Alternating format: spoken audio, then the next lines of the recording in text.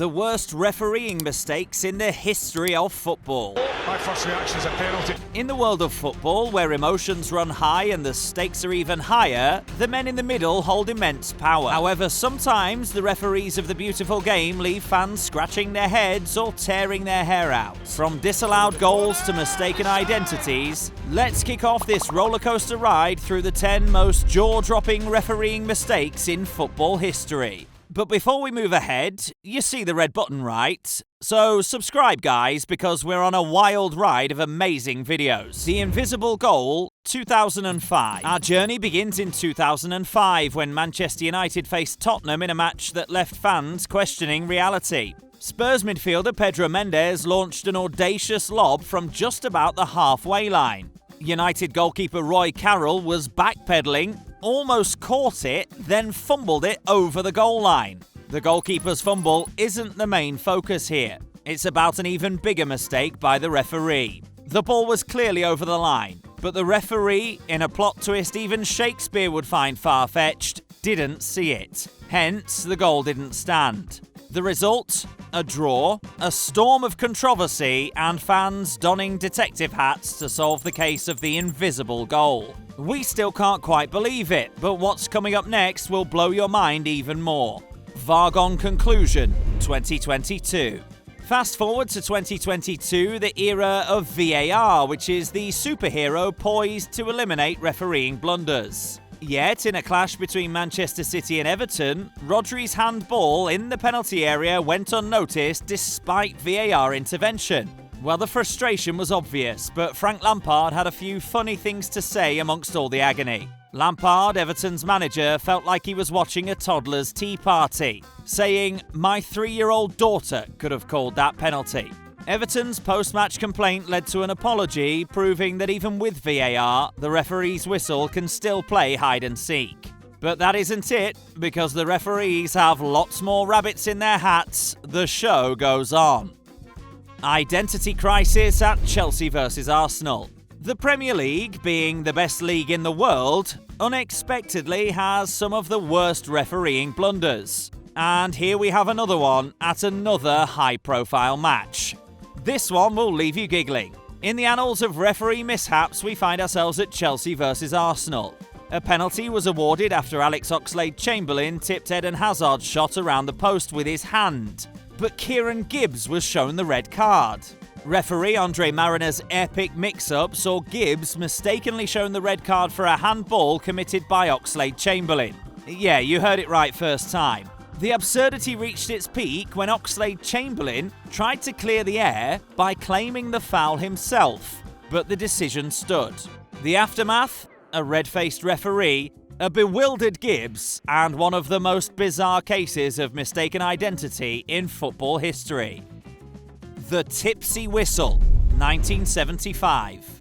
If you think awarding a red card to the wrong player is surprising, listen to this one for even more irony in the mistaken world of referees. Sometimes referees might find themselves influenced by spirits other than the footballing kind. Let's revisit the iconic 1970s. Back in 1975, Wolf-Dieter Ahlenfelder was officiating a Bundesliga match between Werder Bremen and Hannover.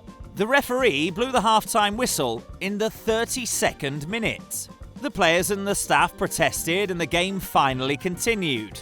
Just when everything seemed to be settled, Ahlenfelder struck again and blew the half-time whistle again, this time a few minutes before the actual time. A repeated error or a deliberate mistake?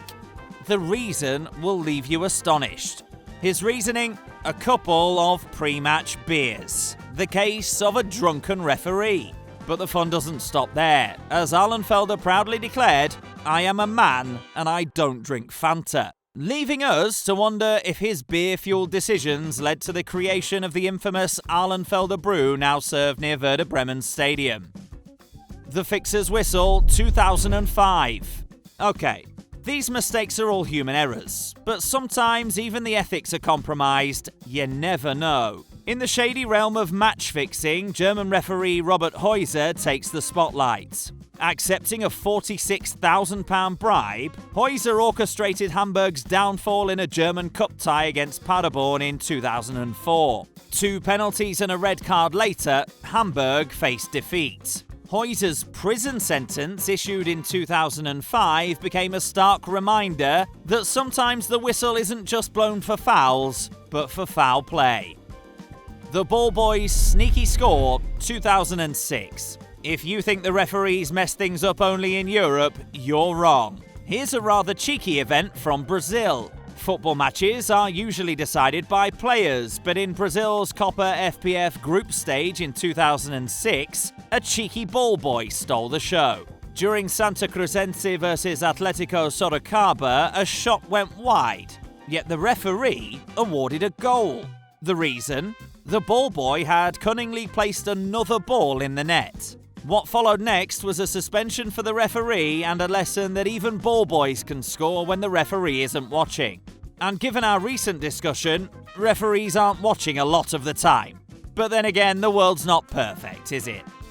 Lampard's ghost goal, 2010.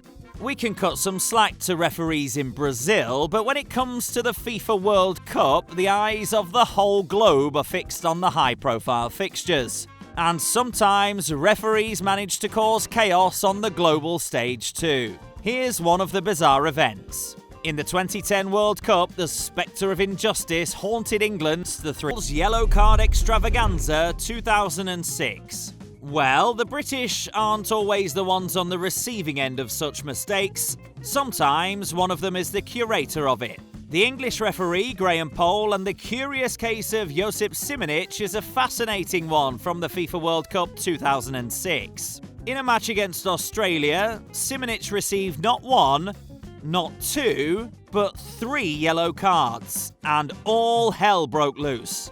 Poll's failure to issue a red card after the second yellow added to the drama. Later on, Poll admitted his error, but questions lingered over the entire team of officials' apparent case of collective amnesia. Ovrebo's denial, 2009.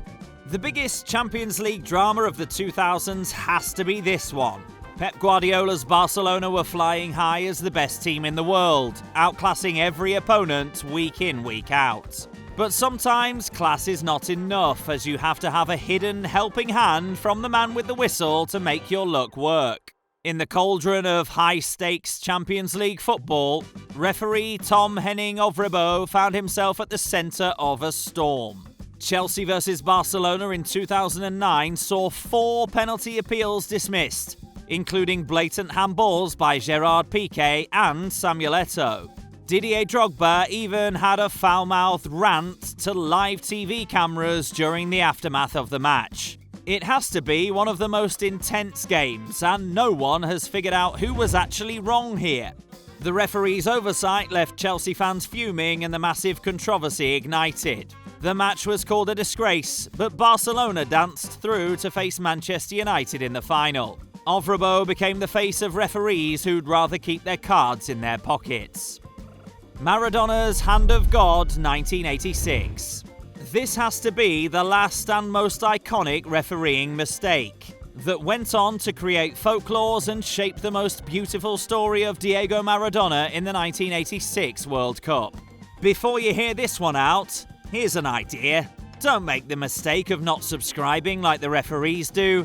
Hit the subscribe button so we can catch you again sometime with another amazing video. Let's get right to the last one, shall we? Diego Maradona became both a football deity and a trickster. We all know he was a magician and a delight to watch, but he was also a cheeky and clever presence. In a World Cup quarter-final against England, Maradona used his hand to score a goal. The referee missed the sleight of hand, allowing Maradona to follow up with a legitimate wonder goal. Maradona's audacity to call it the Hand of God immortalised the moment that saw Argentina progress to the semi-finals. A questionable refereeing decision, and the birth of a phrase that still echoes in football lore. Does it get any better than this? In the beautiful game, referees hold the power to shape narratives, create legends, and at times induce collective head-scratching. From invisible goals to tipsy whistles, one thing remains certain. The next jaw-dropping refereeing blunder is just a whistle away. Just